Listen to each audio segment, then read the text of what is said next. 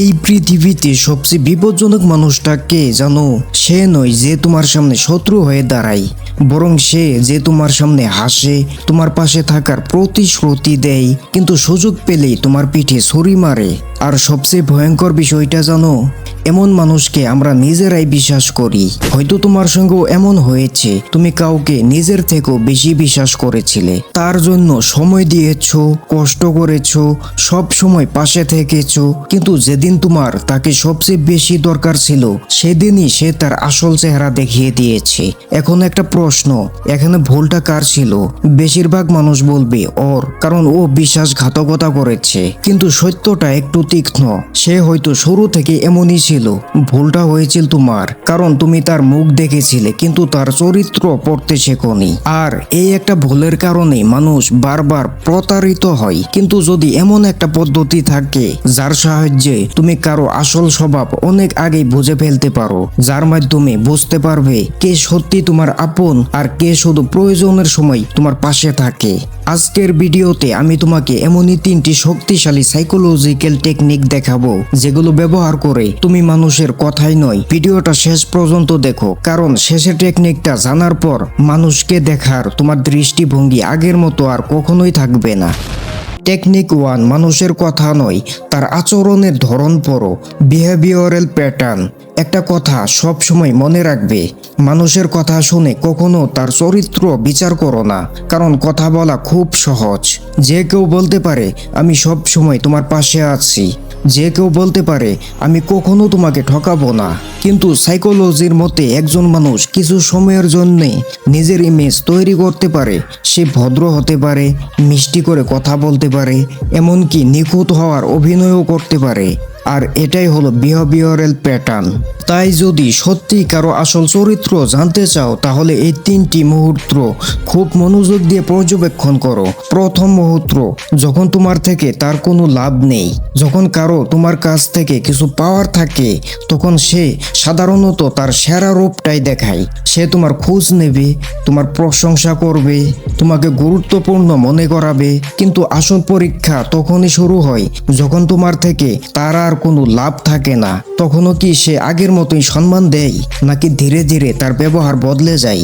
মনে রেখো, স্বার্থের সময় যে ভালো থাকে সে ভালো মানুষ, এটা প্রমাণ নয়। স্বার্থ ছাড়াও যে একই রকম থাকে, সেখানেই তার আসল চরিত্রর প্রকাশ পায়।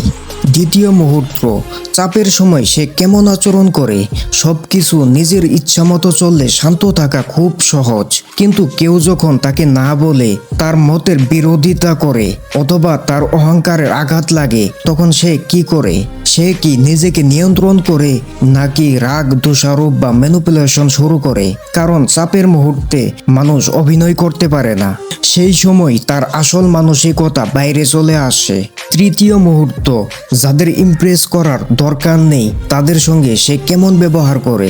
এটাই সবচেয়ে শক্তিশালী পরীক্ষা। খেয়াল করে দেখো, সে কি শুধু ক্ষমতাবান মানুষদের সম্মান করে, নাকি সাধারণ মানুষ, ছোট কর্মচারী বা যাদের থেকে তার কোনো লাভ নেই তাদের সঙ্গেও একই সম্মান নিয়ে কথা বলে। কারণ একজন পরিণত মানুষের সম্মান কখনো মানুষ দেখে বদলে যায় না। যদি কেউ শুধু দরকারি মানুষের সামনে ভালো হয় আর বাকিদের অবহেলা করে, তাহলে সে দয়ালু নয়, সে শুধু নিজের ইমেজটা বাঁচিয়ে রাখছে। তাই আজ থেকে মানুষের কথার চেয়ে তার অভ্যাসকে বেশি গুরুত্ব দাও, কারণ মানুষের মুখ মিথ্যা বলতে পারে, কিন্তু তার বারবার করা আচরণ কখনো মিথ্যা বলে না। Technique 2, hello effect. যেভাবে তোমার নিজের মস্তিষ্ক তোমাকে ভুল মানুষকে বিশ্বাস করায়। কিন্তু এখানেই শেষ নয়।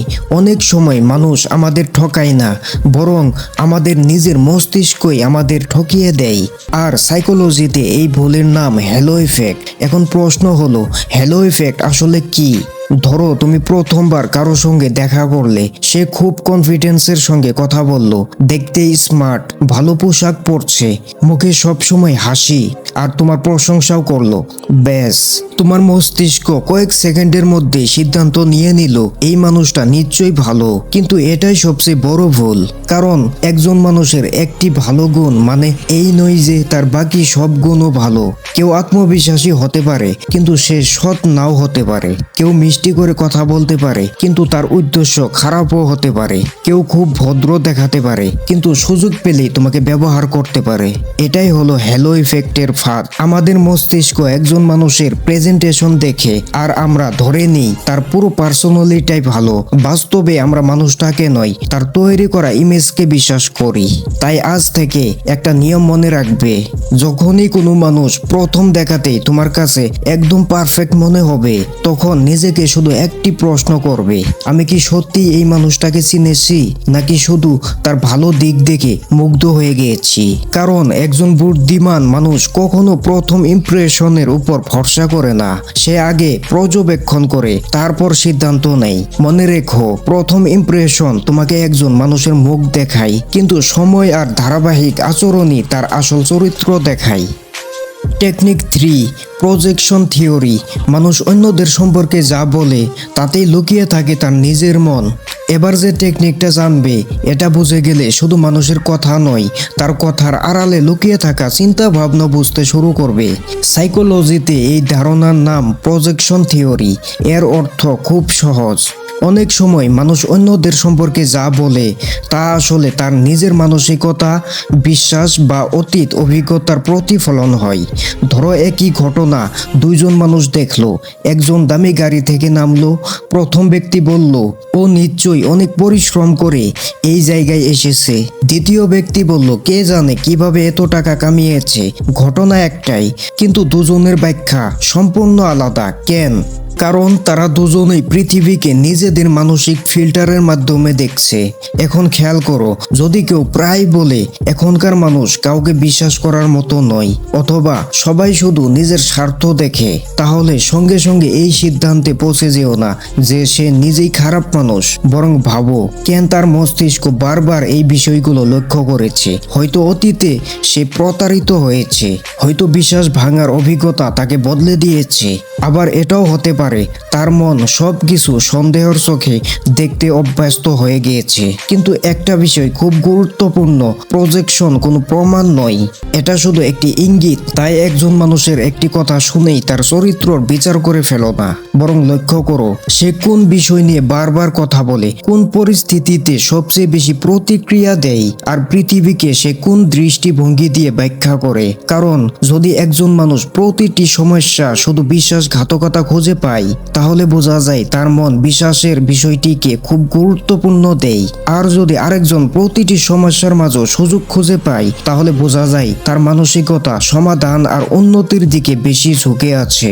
তুমি কখনো কারো মনের কথা পড়তে পারবে না, কিন্তু সে পৃথিবীকে কিভাবে দেখে সেটা বুঝতে পারলে তার চিন্তার ধরন অনেকটাই বুঝে ফেলতে পারবে। এবং সেখান থেকে শুরু হয় একজন মানুষকে সত্যিকারে পড়ার ক্ষমতা।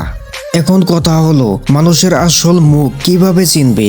এখন একটা প্রশ্ন করি, এই ভিডিওটা দেখার পরেও কি তুমি শুধু মানুষের কথাই বিশ্বাস করবে, নাকি এবার থেকে তার আচরণ, সিদ্ধান্ত আর ব্যবহারের ধারাবাহিকতা লক্ষ্য করবে?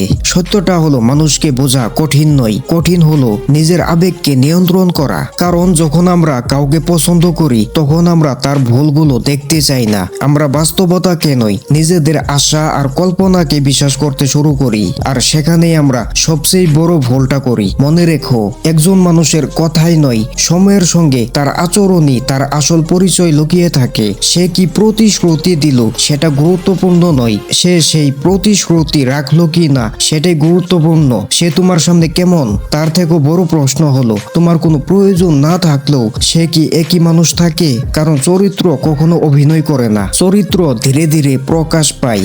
আর যে মানুষ পর্যবেক্ষণ করতে শেখে, সে খুব কমই ভুল মানুষকে বিশ্বাস করে। তাই আজ থেকে একটা অভ্যাস তৈরি করো, মানুষের কথা কম বিশ্বাস করো, তার কাজ বেশি দেখো। কারণ কথা দিয়ে যে কেউ বিশ্বাস জিততে পারে, কিন্তু ধারাবাহিক আচরণ দিয়ে একজন মানুষ নিজের আসল পরিচয় প্রমাণ করে। যদি আজকের ভিডিও থেকে একটি জিনিসও নতুন শিখে থাকো তাহলে ভিডিওটি লাইক করো এবং এমন একজন বন্ধুর সঙ্গে শেয়ার করো যে মানুষকে খুব সহজেই বিশ্বাস করে ফেলে। আর এমনই শক্তিশালী সাইকোলজি, সেলফ ইমপ্রুভমেন্ট এবং হিউম্যান বিহেভিয়ারের ভিডিও নিয়মিত দেখতে চাইলে এখনই চ্যানেলটি সাবস্ক্রাইব করো।